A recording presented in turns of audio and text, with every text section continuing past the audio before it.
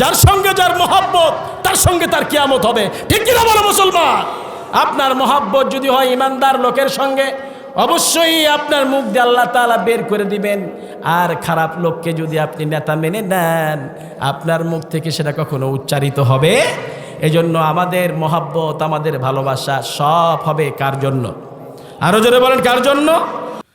অথচ কবরে যাওয়ার পরে প্রশ্ন করা হবে, মা কুনতা তাকুনু হাদার রাজুল। বিশ্বনবীর ছবি দেখানো হবে, এই লোকটিরে চেনো?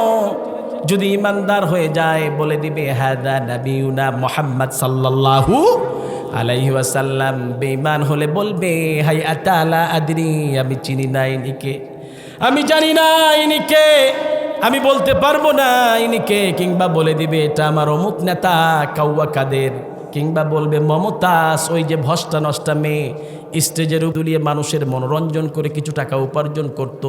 কুকুরকে যেমন খাবার ছুঁড়ে দেয়, তার দেহের উপরে মানুষ টাকা পয়সা এমনি ছুঁড়ে দেয়, ওই নেতা। কেননা দুনিয়ার জমিনে বিশ্ব নেতার মহাব্বত তার কলিজায় ছিল না। মরার পরে তার নাম কখনো, বিশ্বনবীর নাম তার মুখে কখনো উচ্চারিত হবে না। কথা বলেন ঠিক না ব্যাঠি?